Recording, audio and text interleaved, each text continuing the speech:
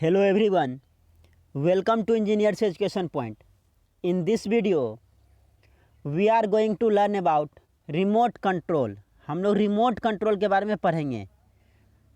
Remote control में क्या कर रहा है? Remote control is a technique use to control a distant system. Distant system जो आपसे कुछ दूरी पे रखा हुआ है उसको कंट्रोल करना। रिमोट कंट्रोल से हम लोग क्या करते हैं? रिमोट कंट्रोल एक टेक्निक है जिससे हम लोग डिस्टेंट ऑब्जेक्ट, जो ऑब्जेक्ट आपसे दूर रखा हुआ है उसको हम लोग रिमोट की मदद से कंट्रोल करते हैं। This technique is used in many system to control its operation in television receiver. A special circuit is used to accomplish certain tasks by a remote control. Today all TV receivers consist of remote control circuit. कह रहा है ये जो remote control technique जो है ये बहुत system में यूज होता है उसके ऑपरेशन को कंट्रोल करने के लिए। टेलीविज़न रिसीवर में इसका हम लोग यूज़ करते हैं। आजकल जितना भी टेलीविज़न रिसीवर है सब में रिमोट कंट्रोल सर्किट है। आप रिमोट से उसके फंक्शन को कंट्रोल करते हैं, जैसे ब्राइटनेस बढ़ाना है, कंट्रास्ट चेंज करना है, वॉल्यूम बढ़ाना घटाना है, चैनल चेंज करना है, ये सब जो है फाइन ट्यूनिंग करना है, ये सब जो है रिमोट कंट्रोल से ही किया जाता है। A remote control system consist of transmitting unit, intercept and signal processing unit. Remote control system जो है उसमें 3 यूनिट होता है। एक ट्रांसमिटिंग यूनिट होता है जो ट्रांसमिट करेगा, एक इंटरसेप्ट होता है रिसीव करेगा, और सिग्नल को प्रोसेस करेगा। यहाँ पे देखिए बेसिक कंट्रोल सिस्टम का डायग्राम दिया गया है। यहाँ पे पुश बटन है, रिमोट ट्रांसमिटिंग बॉक्स है जिसको बॉन्गर हम लोग बोलते हैं, ये स्पीकर है, यहाँ से सिग्नल ट्रांसमिट हो रहा है। फिर यहाँ पे माइक्रोफोन है, ये intercept and signal processing circuit in the receiver है, इंटरसेप्ट और सिग्नल प्रोसेसिंग सर्किट है।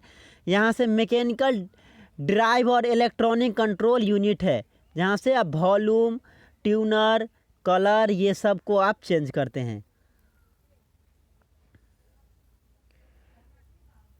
द ट्रांसमिटिंग यूनिट में भी मैकेनिकली ऑपरेटेड और इलेक्ट्रॉनिक इन नेचर। जो ट्रांसमिटिंग यूनिट होता है वो आइदर मैकेनिकली ऑपरेट होता है या इलेक्ट्रॉनिक नेचर का भी होता है, इलेक्ट्रॉनिकली भी ऑपरेट होता है। It generates ultrasonic wave are detected towards the receiver where they operate the pickup transducer which is normally a piezo electric microphone.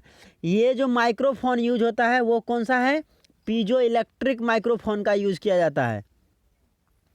ठीक है, ये अल्ट्रासोनिक वेव को जनरेट करता है और ये रिसीवर के डायरेक्टेड टुवर्ड्स रिसीवर के पास जाता है, वेयर दे ऑपरेट, जहाँ पे ये ऑपरेट होता है। और फिर पिकअप ट्रांसड्यूसर जो है, पिकअप ट्रांसड्यूसर नॉर्मली माइक्रोफोन का यूज़ किया जाता है।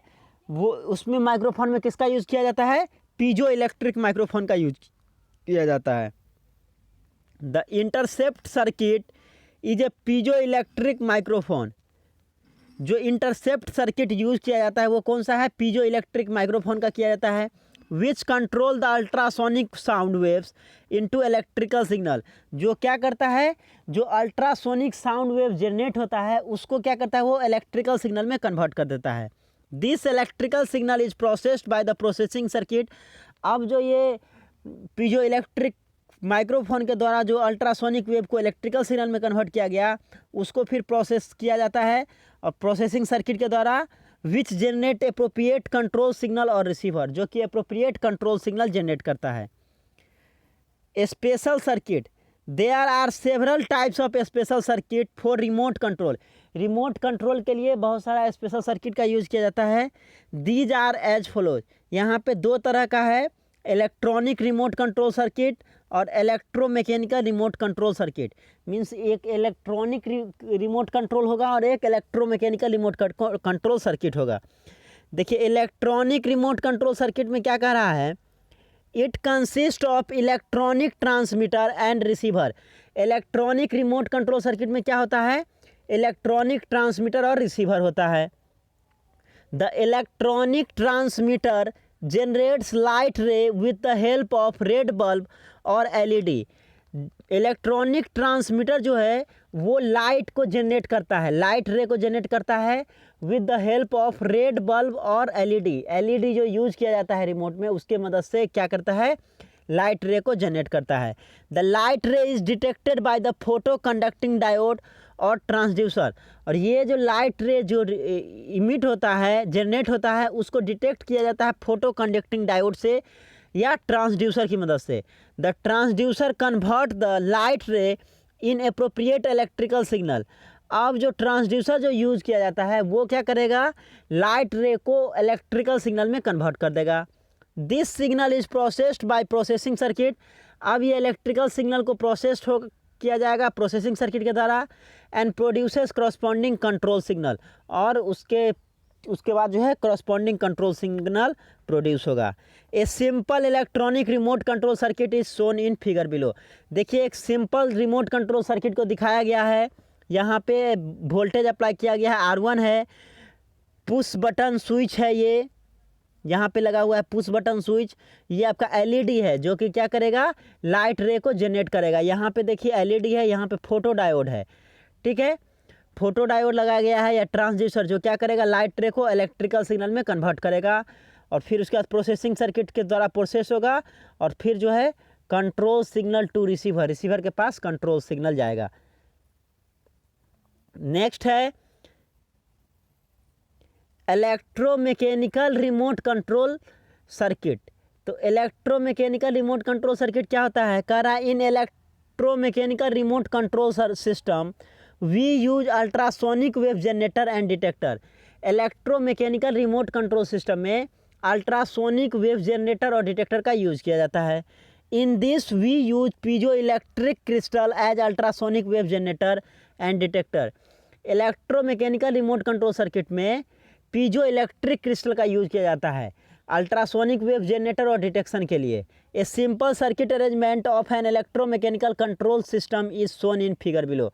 नीचे जो है एक सिंपल सर्किट दिखाया गया है इलेक्ट्रोमैकेनिकल कंट्रोल सिस्टम का, आप देख सकते हैं सर्किट को। यहाँ पे देखिए वोल्टेज है, ऑसिलेटर लगा हुआ है, ये पुश बटन स्विच है और यहाँ पे क्रिस्टल ऑसिलेटर है। फिर यहाँ पे ये जो है रिसीव्ड होगा और फिर उसको एम्पलीफाई करके किसके दे देगा, कंट्रोल सिग्नल टू रिसीवर के पास दे देगा। तो ये आपका इलेक्ट्रोमैकेनिकल रिमोट कंट्रोल सर्किट है। नेक्स्ट है बूस्टर एम्पलीफायर। नाम से ही क्लियर है, बूस्टर, बूस्ट करेगा, ये सिग्नल को बूस्ट करेगा। मीन्स जो सिग्नल आता है आपके ही घर में टेलीविजन एंटीना लगा रहता है, जो DTH है, टाटा स्काई है, वो सिग्नल जो रिसीव करता है, अगर बहुत दूर से सिग्नल आता है तो उसका स्ट्रेंथ क्या होता है, कम हो जाता है। और टेलीविज़न के पास क्या चाहिए, एक सफिशिएंट सिग्नल चाहिए जिससे वो ऑपरेट हो सके। तो बूस्टर एम्पलीफायर की मदद से क्या करते हैं, जो वीक सिग्नल आता है उसको एम्पलीफाई कर दिया जाता है और फिर जो है टेलीविज़न में अप्लाई किया जाता है। बूस्टर एम्पलीफायर क्या कर रहा है, as we know that when electromagnetic waves travel a long distance, then it is distorted because of this at the receiver end the strength of receiver signal is very small। कह रहा है जैसा कि हम लोग जानते हैं जब इलेक्ट्रोमैकेनिकल वेव जो है ट्रैवल करता है लंबा डिस्टेंस तो इसका स्ट्रेंथ क्या होता है, कमज़ोर होता है, ठीक है, क्या होता है, स्ट्रेंथ उसका कमज़ोर हो जाता है। This received signal is not capable to drive the TV tuner. ये जो रिसीव सिग्नल होता है ये कैपेबल नहीं है टीवी ट्यूनर को चलाने के लिए, यूज करने के लिए। Thus a booster amplifier is use to raise up the strength of received signal. तब क्या किया जाता है, एक बूस्टर एम्पलीफायर का यूज़ किया जाता है जो क्या करता है, ये जो वीक सिग्नल मैग्नेटिक सिग्नल आता है, वेव आता है, उसको एम्पलीफाई करने का काम करता है booster amplifier. All TV receiver require a particular amount of input signal for the tuner input to have a clear and distortionless picture। कह रहा जितना भी टेलीविज़न रिसीवर है उसको चाहिए particular amount of input signal for the tuner input.